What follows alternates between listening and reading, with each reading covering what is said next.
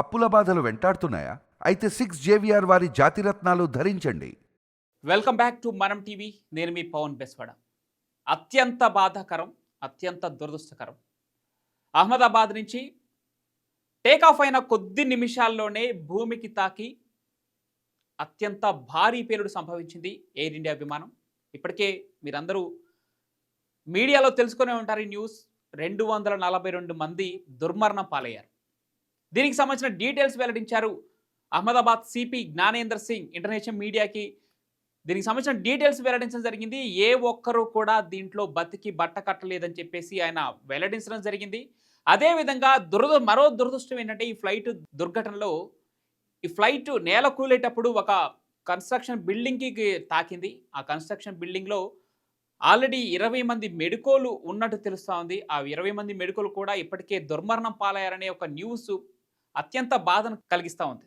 అయితే 242 మంది అంటే విమాన సిబ్బంది, కాక్పిట్లో ఉన్నటువంటి 2 పైలట్లు, 10 మంది విమాన ఎయిర్ హోస్టెస్ కావచ్చు, దాంతోపాటు 240 మంది మిగతా వాళ్ళు ప్రయాణికులు. దీంట్లో బ్రిటన్కి సంబంధించిన వాళ్ళు 53 మంది ఉన్నారు. కెనడాకి సంబంధించిన ఒక వ్యక్తి, అదేవిధంగా బ్రిటిష్కి సంబంధించిన వాళ్ళు, పోర్చుగల్కి సంబంధించిన వాళ్ళు, ఇలా లండన్కి వెళ్తున్న ఫ్లైట్ కాబట్టి ఇంటర్నేషనల్ ప్యాసింజర్స్ కూడా ఉన్నారు. ఏ ఒక్కరూ కూడా బతకలేదు. అందరూ చనిపోయారు. అందరూ మాంసపు ముద్దలుగా మిగిలిపోయారు. మీరు చూసే ఉంటారు కదా, దానికి సంబంధించిన విజువల్స్ మీరు చూస్తే ఎంత పెద్ద పేలుడు సంభవించిందో. అంటే టేక్ ఆఫ్ అయినటువంటి 9 నిమిషాల్లోనే భూమిని తాకి అత్యంత భారీ పేలుడు సంభవిస్తే మనిషి శరీరం తునాతునకలైపోయింది గాల్లోనే. వాళ్ళు వాళ్ళు చేరుకోవాల్సిన గమ్యస్థానానికి ప్రారంభ దశలోనే కేవలం కొద్ది నిమిషాల వ్యవధిలోనే ఎంతోమంది ఏదైతే సైడ్ విండో సీట్ తీసుకున్న వాళ్ళు చాలామంది వీడియోలు తీసుకున్నారు. దానికి సంబంధించిన వీడియోలు కూడా ఇందాక మనం టీవీలో చూపించడం జరిగింది. వాళ్ళు పూర్తిగా ఆ ఆనందం అంటే ఫస్ట్ టైం ఫ్లైట్ ఎక్కిన వాళ్ళు ఉన్నారు, చిన్న చిన్న పిల్లలు ఉన్నారు, 2 నెలలు నిండని పసికందులు కూడా ఉన్నారు దాంట్లో, ఇంటర్నేషనల్ ప్యాసింజర్స్. దాంతోపాటు మహిళలు ఉన్నారు, వృద్ధులు ఉన్నారు, ఇంకా పెద్ద పెద్ద బిజినెస్ మ్యాన్లు ఉన్నారు. వీళ్ళందరూ వారితో పాటు గుజరాత్ మాజీ సీఎం విజయ్ రూపానీ కూడా ఉన్నారు. ఇప్పుడు ఈ న్యూస్ అత్యంత బాధను కలిగిస్తుంది. భారతదేశం మొత్తం కలవర పెడుతోంది. ఇంత పెద్ద భారతదేశంలో ఇంత పెద్ద విమాన ప్రమాదం ఇంతవరకు చోటు చేసుకోలేదు. అతిపెద్ద విమాన ప్రమాదంగా దీన్ని చెప్తా ఉన్నారు నిపుణులు కూడా. అయితే దీని వెనక ఏదో కుట్రకోణం కూడా ఉంది అన్న దర్యాప్తు కూడా కొనసాగుతూ ఉంది. ఏటీసీకి ఫోన్ చేస్తే అంటే ఎయిర్ ట్రాఫిక్ కంట్రోల్కి ఫోన్ చేస్తే పైలట్లు తన చివరి మాటలు ఏం మాట్లాడారు అనేది కూడా, ప్రమాదానికి గల కారణాలు ఏంటి, టెక్నికల్ ఇష్యూనా, లేదంటే వాతావరణ మార్పా, లేదంటే ఫ్లైట్ ఢిల్లీలో బయలుదేరి అహ్మదాబాద్కు చేరుకున్నట్టు తెలుస్తుంది. అహ్మదాబాద్ నుంచి లండన్కి వెళ్తున్న క్రమంలో ఈ ప్రమాదం చోటు చేసుకుంది. అయితే ఢిల్లీ నుంచి అహ్మదాబాద్కు వచ్చే టైంలో కూడా ఈ విమానంలో కొన్ని సాంకేతిక అంటే టెక్నికల్ ఇష్యూస్ ఉన్నట్లు, అంటే ముందుగా ఉన్న ఎల్ఈడీలు పనిచేయకపోవడం, లేదంటే ఏసీలు పనిచేయకపోవడం, ఇట్లాంటి వాటన్నిటిని లోపల ఉన్న కొంతమంది యూత్ అంటే ఎవరైతే యూత్ ఉంటారో కొంత సోషల్ రెస్పాన్సిబిలిటీ వాళ్ళు ఉన్నాళ్ళు, ఆ రెస్పాన్సిబిలిటీ ప్రకారం వాటిని వీడియోలు తీసి కూడా సోషల్ మీడియాలో పెట్టి సంథింగ్ వెంట్ రాంగ్ అని చెప్పేసి వాళ్ళు పోస్ట్ చేసినట్టుగా తెలుస్తుంది.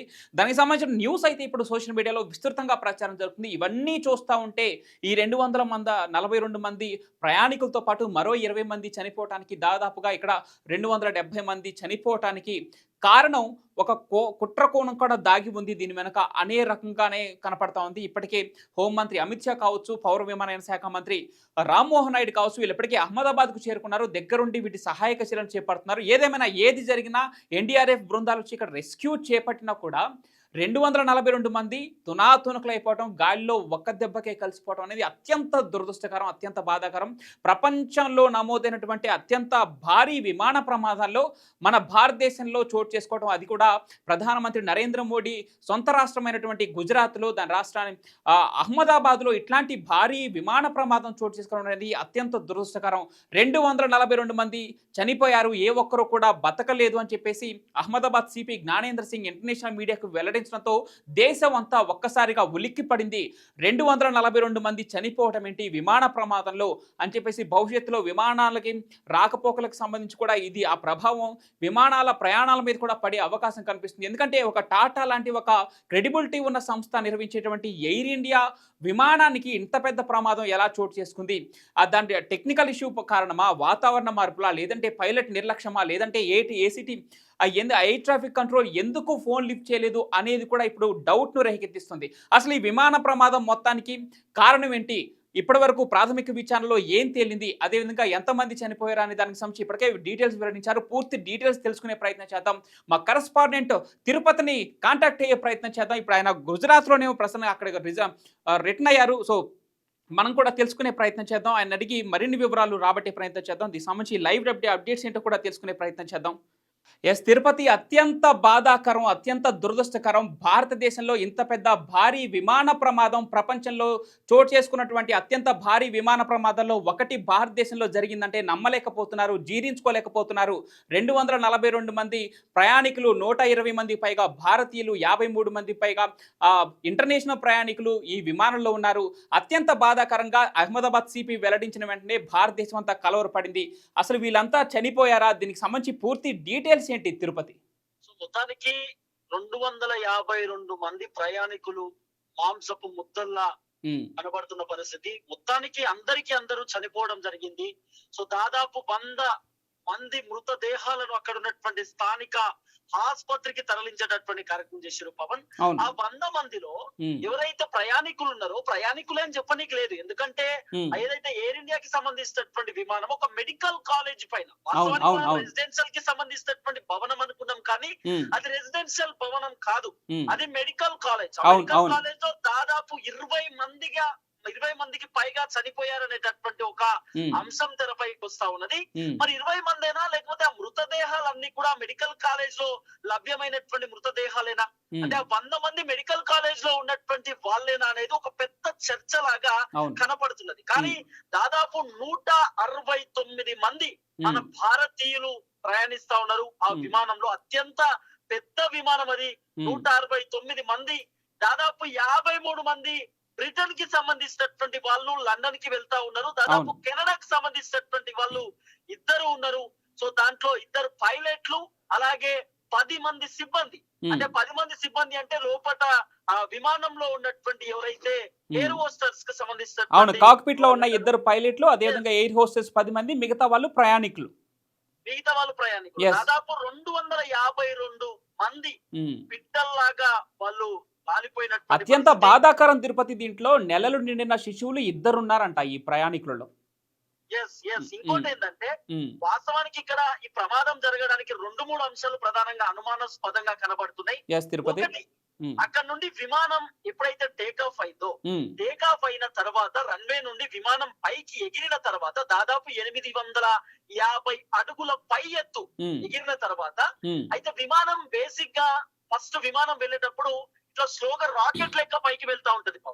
విమానం రాకెట్ లెక్క వెళ్ళిన తర్వాత అదే విమానము ఒకేసారి పైకి లేవాల్సినటువంటి అవసరం ఉంది. పైకి లేచేటటువంటి రేడియస్ ఉంటది వాళ్ళ దగ్గర, పైకి లేపేటటువంటి ఆ ఎక్విప్మెంట్ ఉంటది వాళ్ళ దగ్గర, పైకి లేపేటటువంటి ఒక గేర్ రాడ్ లెక్క ఉంటది. ఐ మీన్ ఇన్ఫాక్ట్ అది కరెక్షన్ ఉంటే మనం ఏం చేయలేము, ఎందుకంటే మనకి పెద్దగా దానిపైన నాలెడ్జ్ లేదు కాబట్టి విమానానికి సంబంధించిన అంటే ఒక బేసిక్ నాలెడ్జ్ తో, అంటే మామూలుగా ఒక బేసిక్ నాలెడ్జ్ తో చెప్పే అంశాలు ఇవన్నీ. ఓకే, వాళ్ళ దగ్గర ఆ డ్రైవ్ కు సంబంధించి అంటే విమానం పైకి లేపడానికి ఒక స్టీరింగ్ లాగా వాళ్ళ దగ్గర ఉంటుంది. సో ఇట్లా పైకి లేపేటటువంటి నేపథ్యంలో విమానం పైకి లేవట్లేదు, బేసిక్ గా పని చేయట్లేదు.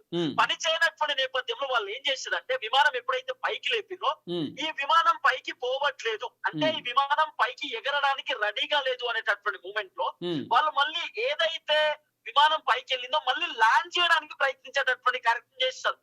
ల్యాండ్ చేస్తున్నటువంటి నేపథ్యంలో విమానం కిందికి తీసుకొద్దాం అనేటటువంటి మూమెంట్ లో ఆల్రెడీ విమానం చాలా తక్కువ కింద, అంటే మరీ కిందికి ఉన్నటువంటి నేపథ్యంలో కిందికి విమానం దించుదాం అనేటటువంటి ఆలోచన చేస్తున్నటువంటి నేపథ్యంలో ఒక చెట్టు తగిలి ఆ విమానం కుప్ప కూలిపోయినట్టు. అయితే తిరుపతి ఇక్కడ ఆటోమేటిక్ ల్యాండింగ్ మిషన్ కూడా విఫలమైనట్లు తెలుస్తుంది. దానికి సంబంధించి పైలట్లు ఏటీసీకి ఇన్ఫార్మ్ చేద్దాం అనుకున్న లేపై ఏటీసీ కూడా కాల్ లిఫ్ట్ చేయనట్టు, దీనిపైన కూడా అనుమానాలు రేకెత్తుతున్నాయి. దీనికి సంబంధించిన డీటెయిల్స్ ఏమైనా ఉన్నాయా? వాస్తవానికి ఇక్కడ ఏం జరిగిందంటే ఏటీసీకి సంబంధించినటువంటి వాళ్ళకి సిటీసీ అంటే ఇక్కడ ఎవరైతే కమాండర్ ఉంటారో, ఐ మీన్ ఎవరైతే కెప్టెన్ ఉంటారో, కెప్టెన్ కి సంబంధించినటువంటి ఆయన పైలట్ అక్కడికి కాల్ చేసేటటువంటి కార్యక్రమం చేస్తారు. కాల్ చేసినప్పుడు ఏటీసీ కూడా చాలా క్లియర్ కట్ గా స్పందించేటటువంటి కార్యక్రమం చేస్తారు. ఫస్ట్ టైం స్పందిస్తారు, వాళ్ళకి కొంత గైడ్ లైన్స్ హెడ్లైన్స్ చెప్పేటటువంటి కార్యక్రమం చేస్తారు. కానీ ఫ్రాక్షన్ ఆఫ్ సెకండ్స్ లోనే కుప్ప కూలిపోయింది పవన్. కేవలం కను రెప్పపాటు 3 నిమిషాల్లో అతలాకుతలం అయిపోయింది. 3 నిమిషాల్లో పైలట్లు ఏమి చేయాలో అర్థం కానటువంటి సిచ్యువేషన్ లో వాళ్ళంతా కూడా బ్లాక్ డే గా మారిపోయింది మొత్తం అంతా కూడా.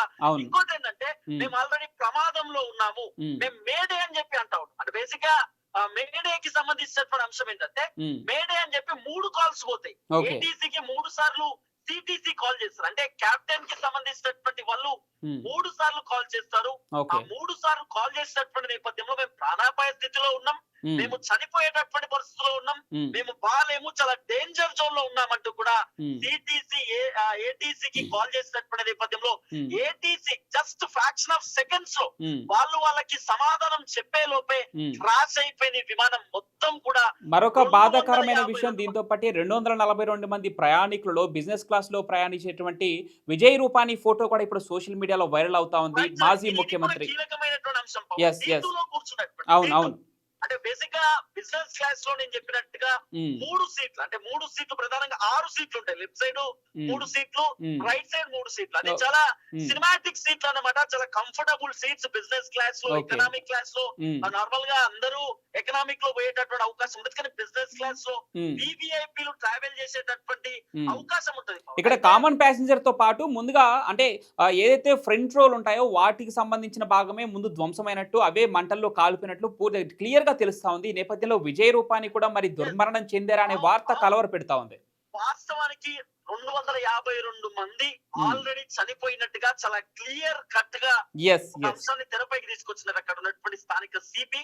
కాబట్టి ఆ 252 మందిలో మాజీ ముఖ్యమంత్రి ఉంటే గనక మాజీ ముఖ్యమంత్రి కూడా ఖచ్చితంగా మరణించే ఉంటాడు, దాంట్లో వేరే ఆప్షన్ లేదు పవన్. ఇంకోటి ఏంటంటే ఇక్కడ ఫ్యూయల్ కి సంబంధించినటువంటి అంశం కూడా మనం డిస్కస్ చేస్తాం. దాదాపు 1,00,000 లీటర్లకు సంబంధించినటువంటి ఫ్యూయల్ అంటే అహ్మదాబాద్ నుంచి లండన్ కి ట్రావెల్ చేయాలి కాబట్టి 1,24,000 లీటర్ల ఫ్యూయల్ అందులో నింపుకున్న వల్ల ఆ బరువు వల్ల కూడా కొంత ఫ్లైట్ కిందకి వంగిపోయింది. అంటే ఈ మన టేక్ ఆఫ్ టైంలో అది సపోర్ట్ చేయలేదని కూడా వార్తలు వస్తా ఉన్నాయి.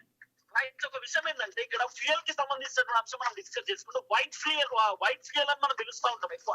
ఎందుకంటే ప్లేన్స్ కి ఫ్యూయల్ లిక్విడ్ లాగా ఉంటది, ప్లేన్ కి ఫ్యూయల్ చాలా పర్టికులర్ గా అంటే చిన్న చిన్న వాటికి ఆ ఫ్యూయల్ రెస్పాన్స్ అయితే ఉంటది. అందుకే ఆ ఫ్యూయల్ ని చాలా జాగ్రత్తగా మెయింటైన్ చేసేటటువంటి కార్యక్రమం చేస్తారు. ఆ ఎయిర్పోర్ట్ కి సంబంధించిన సిబ్బంది కానివ్వండి, అక్కడ ఉన్నటువంటి ఎయిర్ప్లేన్ కి సంబంధించినటువంటి అధికారులు కానివ్వండి. అయితే ఆ ఫ్యూయల్ ఎక్కువైపోయేసరికి, అంటే ఫ్యూయల్ నిండి ఉండేసరికి కొంత ప్రమాదం జరగవచ్చు అనేటటువంటి అంశం. దాంట్లో ఎక్కువ బరువు అయితే, అంటే బరువు ఎంత ఉండాలో అంతకంటే ఎక్కువ బరువు ఉన్నప్పుడు కూడా ఖచ్చితంగా కొంత ఆ బరువును తీసుకోలేదు కావచ్చు. బరువు ఎక్కువ అయిపోయేసరికి కొంత అది కిందికి వెళ్ళిపోయిందేమో ఫ్లైట్, అందుకే ప్రమాదం జరిగింది కావచ్చు అనేటటువంటి ఒక చర్చ. ఒక కీలకమైనటువంటి అంశం డిస్కస్ చేసుకోవాల్సినటువంటి అంశం ఉంటుంది. అయితే ఢిల్లీ నుండి ప్రయాణిస్తున్నటువంటి ఒక ప్రయాణికుడు సంచలనమైనటువంటి ట్వీట్ ఇప్పుడు ట్విట్టర్ లో వైరల్ గా మారినటువంటి పరిస్థితి, అనేక అనుమానాలను ఆ అంశం రేకెత్తిస్తున్నటువంటి పరిస్థితి. అయితే ఆ ప్రయాణికుడు ట్విట్టర్ లో ట్వీట్ చేస్తూ ఒక క్లియర్ కట్ అంశాన్ని తెరపైకి తీసుకొచ్చే ప్రయత్నం చేశాడు. ఈ ప్లేన్ లో ఏసీ నడవట్లేదు, ఈ ప్లేన్ లో స్క్రీన్ నడవట్లేదు, ఇంటర్నేషనల్ ప్లేన్ ఇది, ఎందుకు నడవదు, నడవకపోవడానికి గల కారణం ఏంటి, నాకు చెమటలు వస్తా ఉన్నాయి అంటూ కూడా ట్విట్టర్ లో దాదాపు 50 సెకండ్ల వీడియో తను చేసే ప్రయత్నం చేసిండు. ట్విట్టర్ లో ట్వీట్ చేసిండు. ట్వీట్ తో పాటు ఎయిర్ ఇండియాని ట్యాగ్ చేసేటటువంటి కార్యక్రమం చేసిండు. ఆ వ్యక్తి మీకు పూర్తి స్థాయి వివరాలు కావాలంటే నన్ను కాంటాక్ట్ చేయండి, నేను వివరాలు ఇవ్వడానికి సిద్ధంగా ఉన్నా అంటూ కూడా ఆ వ్యక్తి చాలా క్లియర్ కట్ గా ఎయిర్ ఇండియాని ఆయన ట్విట్టర్ లో ట్యాగ్ చేసేటటువంటి కార్యక్రమం చేస్తూ 2 గంటల క్రితం, అంటే 2 గంటల కంటే ముందు నేను అదే ఫ్లైట్ లో ఉన్నాను, అదే ఫ్లైట్ లో ప్రయాణించానంటూ కూడా ఆ ప్యాసింజర్ మాట్లాడుతూ వచ్చిండు. మరి ఆ ప్యాసింజర్ దాంట్లో 252 మంది మృతదేహాల్లోనే ప్యాసింజర్ ఉన్నాడా, లేకపోతే నిజంగా ఆయన అహ్మదాబాద్ లోనే ఆయన దిగిపోయేటటువంటి కార్యక్రమం చేశారు. వాట్ ఎవర్ అంటే ట్వీట్ చేసినప్పటికీ ప్రమాదం జరిగింది, జరగాల్సిన ప్రాణ నష్టం జరిగిపోయింది తిరుపతి. ఇప్పుడు స్పందించటం గురించి మాట్లాడడం అనవసరం అనే ఒక చర్చ కూడా ఉంది. కానీ స్పందించి ఉంటే 250 మంది మరొక 20 మంది మెడికోలు కూడా బతికుండేవారనే ఒక వాదన కూడా వినిపిస్తా ఉంది. దీన్ని మనం ఆల్రెడీ చర్చించాం. దీనికి సంబంధించి టాటా నడుపుతున్నటువంటి ఎయిర్ ఇండియా పైన కూడా క్రెడిబిలిటీకి సంబంధించి కూడా ఇప్పుడు ఊహాగానాలు వ్యక్తమవుతున్నాయి తిరుపతి. వాస్తవానికి టాటా కానివ్వండి, లేకపోతే టాటాతో పాటు ఇంకా ఇతర అంశాలు కానీ ఉమ్, 2-3 చాలా కీలకంగా, ఇప్పుడు మన ఇండిగో చూసుకున్నా, టాటా చూసుకున్నా, ఇతర ఏదన్నా ఇప్పుడు స్పైస్ జెట్ చూసుకున్నా, ఏదున్నా కూడా కొంత వీళ్ళకంటూ కొంత భద్రత ఉంటది. వీళ్ళకంటూ కొన్ని కీలకమైనటువంటి వాళ్ళు పిన్ టు పిన్ చెక్ చేసుకునే పంపించేటటువంటి అవకాశం ఉంటుంది. ఇప్పుడు అవును. ఫ్లైట్ అంత ఈజీగా మనం కార్లు పోయినట్టు, బండ్లు పోయినట్టు కాదు కదా. ఫ్లైట్ ఆకాశంలో ఎగిరేటటువంటి ఫ్లైట్. సో ఉమ్, అక్కడ వెదర్ చూసుకోవాలి, అక్కడ ఎట్లా ఉంది వాతావరణం, పరిస్థితి ఏంది, ఫ్లై అవుతుందా కాదా, ఈ రైట్ ఫ్లైట్ రైట్ సిచ్యువేషన్ ఏందనేది pin right to pin check చేసుకున్న తర్వాతనే ఆ ఫ్లైట్ ని ఆ ఉమ్, తెరపైకి తీసుకొచ్చేటటువంటి కార్యక్రమం చేస్తారు. కానీ రైట్ రైట్ ఇక్కడ తిరుపతి. ఇంకో కీలకమైనటువంటి క్వశ్చన్ పవన్, ఇంకో Yes. కీలకమైనటువంటి క్వశ్చన్. ఉమ్, గతంలోనే ఇంటర్నేషనల్ ప్లేన్, గతంలోనే చెప్తున్నా, మళ్ళీ గతంలోనే ఒక ఇంటర్నేషనల్ ప్లేన్ ఇలానే సాంకేతిక లోపాల వల్ల ఉమ్, ఒక దగ్గర, అంటే ఐ మీన్ ఢిల్లీకి పోతున్నటువంటి ప్లేన్ వేరే దగ్గర సాంకేతిక లోపాల వల్ల ఒక ఉమ్, చిన్న వైర్ కాలిపోవడంతో కొంత ఉమ్, స్మెల్ వచ్చి ఉమ్. ఆ ప్లేన్ వేరే దగ్గర వాళ్ళు టేక్ ఓవర్ చేసేటటువంటి ఎమర్జెన్సీ ల్యాండింగ్ చేసే పరిస్థితి ఉంది. ఎమర్జెన్సీ ల్యాండింగ్ చేసిన మరి అదే ప్లేన్ ఇదేనా, ఆ ఉమ్, ప్లేన్ ఇదేనా అనేటటువంటి ఒక క్వశ్చన్ మార్క్ కూడా తెరపైకి వస్తా ఉంది. ఏది ఏమైనా ఉమ్, చాలా దారుణమైనటువంటి ఘటన. Right right right. 169 మంది భారతీయులు ఇప్పటికే అహ్మదాబాద్ సిపి అయితే దీనికి సంబంధించి ఇంటర్నేషనల్ మీడియాకి పూర్తి డీటెయిల్స్ వెల్లడించారు. 242 మందిలో ఏ ఒక్కరు బతికి బయటపడలేదని చెప్పేసి ఆయన ఒక చావు కబుర్ని చల్లగా చెప్పడం జరిగింది. కానీ అత్యంత బాధాకరం, భారతదేశంలోనే ఇంత పెద్ద విమాన ప్రమాదం ఇప్పటివరకు చోటు చేసుకోలేదు. ఎస్ తిరుపతి, దీనికి సంబంధించి ఎస్ తిరుపతి. వాస్తవానికి దీంట్లో ఇంకో కీలకమైనటువంటి అంశం డిస్కస్ చేసుకోవాలంటే, ఉమ్, సిపి గారు 252 మంది చనిపోయారని చెప్పి అఫీషియల్ గా అనౌన్స్మెంట్ చేసేసింది, కానీ ఉమ్, మృతదేహాలని కౌంట్ చేయడానికి టైం పట్టొచ్చు అనేటటువంటి మాట కూడా చెప్తున్నారు. ఎందుకంటే మాంసపు ముద్దలుగా మారిపోయినారు, ఎక్కడ కూడా వాళ్ళని కౌంట్ చేసే పరిస్థితి లేదు. అంటే అందరికీ మళ్ళీ గుర్తించే డిఎన్ఏ టెస్ట్ పరిస్థితి చేసి లేదు. గుర్తుపట్టాల్సిన పరిస్థితిలోకి ఆ మాంసపు ముద్దలు మారిపోయాయి. వాస్తవానికి డిఎన్ఏ టెస్ట్ చేసేటటువంటి సిచ్యువేషన్స్ కూడా కొన్ని బాడీస్ లేవు అనేది కొంత వినబడుతున్న చర్చ. ఎందుకంటే మొత్తం క్లాస్ అయిపోయింది. అంటే మనం చూడొచ్చు, ఆ సోషల్ మీడియాలో వైరల్ అవుతున్న విజువల్స్ ప్రకారం చూస్తే, అంటే ఆ పేలుడు దాటి ఎంత తీవ్రంగా ఉందంటే మనిషి దాన్ని ఎముక కూడా మిగిలినటువంటి పరిస్థితి, బూడిదయ్యే పరిస్థితి, అంత దాటిగా పేలింది ఆ విమానం. అక్కడ ఉన్నటువంటి స్థానికులు చెప్తున్నటువంటి మాట, ఒక బాంబు కూడా ఈ తరహాలో పేలదు, అవును అవును. ఒక భూకంపం కూడా ఈ తరహాలో రాదు. అత్యంత దారుణమైన బాధాకరమైన విషయం ఏంటంటే 20 మంది మేడుకోలను కూడా ఇది దుర్ఘటన బలి తీసుకోవడం అనేది అత్యంత బాధాకరం మనం తిరుపతి. మాట్లాడుకోవాల్సినది 252 మందితో పాటు ఇంకా 20 మందిని యాడ్ చేసుకుంటే Yes. దాదాపు 270-80 మంది దాకా, అంటే 20 మందినే క్యాలిక్యులేట్ చేసుకోవాల్సిన అవసరం లేదు. చాలా పెద్ద బిల్డింగ్ అది. ఆ అవును బిల్డింగ్ మొత్తం కూడా నల్లగా అయిపోయింది. ఆ బిల్డింగ్ పైన అవును కూడా అవును అవును. ఆ ప్లేన్ ఇరుక్కున్నటువంటి అది కూడా మనం చూడొచ్చు. ఆ ప్లేన్ పైన ఇరుక్కున్న ఆ బిల్డింగ్ పైన ఇరుక్కున్నటువంటి ప్లేన్ కూడా చాలా క్లియర్ కట్ గా ఎస్ తిరుపతి. ఇంకో మరొక అంశం ఏంటంటే, ఇప్పటికే దీనిపైన బ్రిటన్ ప్రధాని స్టీవ్ స్టార్మర్ కూడా దీనిపైన స్పందించడం జరిగింది. 53 మంది బ్రిటన్ వాసులు కూడా దీంట్లో దుర్మరణం పాలయ్యారు. ఇప్పటికే బ్రిటన్ నుంచి కూడా అనేక సందేశాలు వస్తున్నాయి. సో విదేశాల్లో ఉన్న ప్రయాణికుల కోసం టోల్ ఫ్రీ నంబర్ కూడా ఏర్పాటు చేయడం జరిగినట్టు తెలుస్తోంది. ఆల్రెడీ బ్రిటన్ కి సంబంధించినటువంటి ప్రధానమంత్రి, భారతదేశ ప్రధానమంత్రి నరేంద్ర మోడీ గారితో డిస్కస్ చేశారు అనేటటువంటి ఒక చర్చ నడుస్తా ఉంది. ఫోన్ లైన్ లో కూడా మాట్లాడు అంటూ కూడా కొంత ఒక అంశం తెరపైకి వస్తా ఉంది. ఏది ఏమైనా కొంత బాధాకరమైన రైట్. సో ఇలా జరగడం అనేది కొంత ఇబ్బందికరంగా అనిపిస్తుంది. రైట్ తిరుపతి. దీని గురించి లైవ్ అప్డేట్స్ కోసం మళ్ళీ మిమ్మల్ని సంప్రదిస్తాం. Thank you Tirupati. Thank you. Yes, మొత్తానికి భారతదేశంలోని అత్యంత భారీ విమాన ప్రమాదం చోటు చేసుకోవటం, 242 మంది ప్రయాణికులతో పాటు అది జనావాసాల్లో ఉన్న ఏరియాలో కుప్పకూడటంతో 20 మంది మెడికోలు ఈ దుర్ఘటనలో దుర్మరణం పాలవటం అత్యంత బాధాకరం. ప్రయాణికుల్లోనే 2 నెలలు ఉన్నటువంటి 2 శిశువులు ఉన్నారు, వారితో పాటు మహిళలు ఉన్నారు, వృద్ధులు ఉన్నారు, రాబో తరాల్లో బిజినెస్ మ్యాన్లు, ఎంతమంది ప్యాసింజర్లు, అదేవిధంగా అంతర్జాతీయ ప్యాసింజర్లు కూడా ఈ విమానంలో ఉంటాం. బ్రిటన్కి సంబంధించిన వాళ్ళు, పోర్చుగల్, బ్రిటిష్, ఇలా ఇందాక మనం చర్చించుకున్నట్లు అనేక మంది ఉన్నారు. ఏదేమైనా అహ్మదాబాద్ సిపి జ్ఞానేంద్ర సింగ్ కుండబద్దలు కొట్టేశారు. ఈ ప్రమాదానికి సంబంధించి ప్రయాణికులలో ఒక్కరు కూడా బతకలేదు అని చెప్పేసి ఆయన ఇంటర్నేషనల్ మీడియాకు ఒక ఇంటర్వ్యూ కూడా ఇవ్వడం జరిగింది. సరే, చూద్దాం ఇంకా భవిష్యత్తులో దీనికి సంబంధించి ఎలాంటి డీటెయిల్స్ రాబోతున్నాయో, ప్రమాదానికి గల కారణాలు ఎలా వెలికి తీస్తారో. కాక్పిట్లో ఉన్నటువంటి బ్లాక్ బాక్స్ కూడా ఇక్కడ మెయిన్గా మారే విధంగా కనిపిస్తోంది. పైలట్లు ఫోన్ చేసినా కూడా ఎయిర్ ట్రాఫిక్ కంట్రోల్ ఎందుకు స్పందించలేదు, అదేవిధంగా మేడే కాల్ కూడా ఇక్కడ ఏం రికార్డ్ అయింది అనేది కూడా వాస్తవాలు వెలుగులోకి రావాల్సిన అవసరం అయితే ఉంది. విచారణలో ఏం తేలబోతుందో మాత్రం వేచి చూడాలి.